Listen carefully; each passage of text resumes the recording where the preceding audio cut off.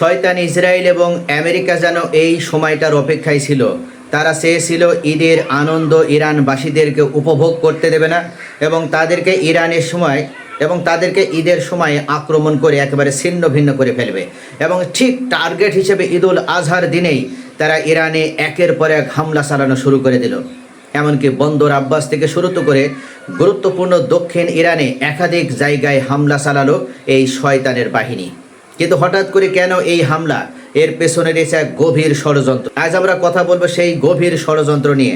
এই মুহূর্তে আমরা সকলেই জানি যে হরমুজ প্রণালীর উপরে ইরানের নিয়ন্ত্রণ রয়েছে এবং ইরান বারবার দাবি করে আসে হরমুজ শুধুমাত্র তাদের সোভারেন্টি অথরিটি থাকবে, হরমুজ শুধুমাত্র তাদের, আর এই হরমুজের উপরে শুধুমাত্র ইরানেরই নিয়ন্ত্রণ থাকবে।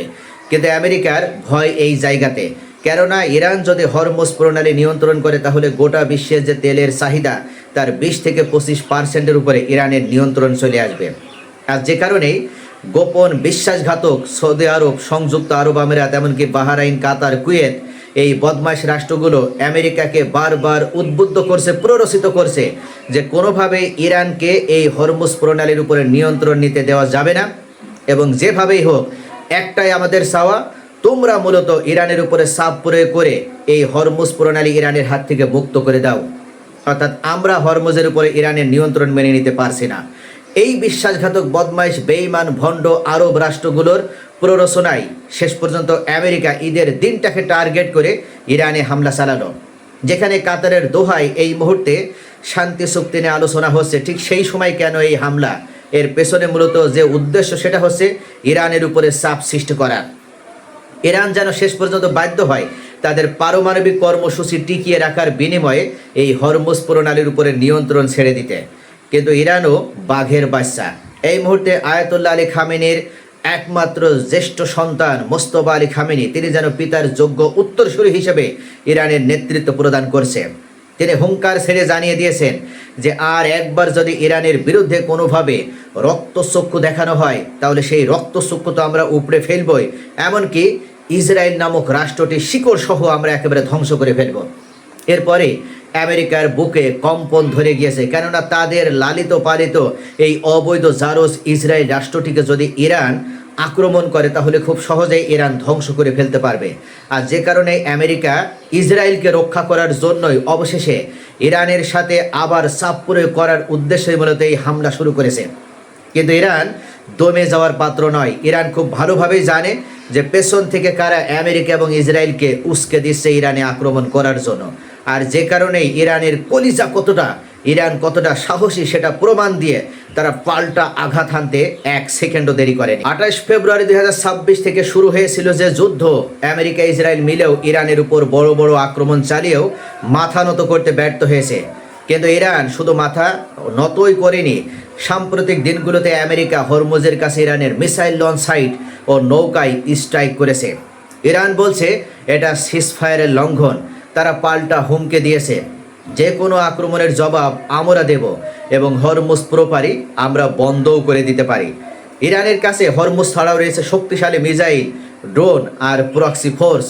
হিজবুল্লাহ, হুতি সবাই প্রস্তুত।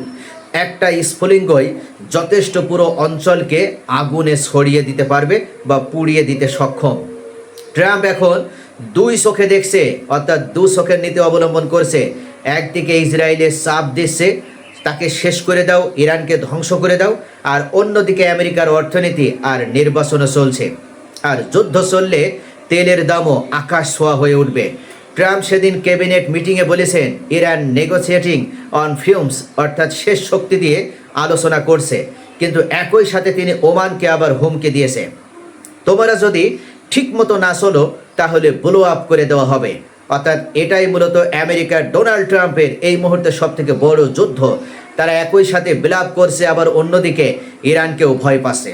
তবে ইরান বলছে আমরা আলোচনায় বসবো, কিন্তু আমাদের যে শর্ত সেখানে তোমাদের স্যাংশন তুলে নিতে হবে, নিরাপত্তার গ্যারান্টি দিতে হবে, আর হরমুজে কোনো একক নিয়ন্ত্রণ থাকবে না, এটা থাকবে সম্পূর্ণ ইরানের নিয়ন্ত্রণে। বড় বড় খেলোয়াড়রা এই খেলায় শুধু 2 পক্ষ না, চীন ও রাশিয়াও ইরানের পেছনে রয়েছে। চীন ইরানের বড় তেল ক্রেতা, তারা চায় না হরমুজ বন্ধ হয়ে যাক। আর আরব দেশগুলো, সৌদি আরব, সংযুক্ত আরব আমিরাত, তারা চাচ্ছে হরমুজের উপরে ইরানের নিয়ন্ত্রণ যেভাবেই হোক উঠিয়ে নিতে হবে। ইরানের সবচেয়ে বড় অস্ত্র হলো তার অদম্য ইচ্ছা শক্তি। তারা বলছে আমরা শতাব্দীর পর শতাব্দী আগ্রাসন দেখেছি, এবারও আমরা মাথা নোয়াবো না।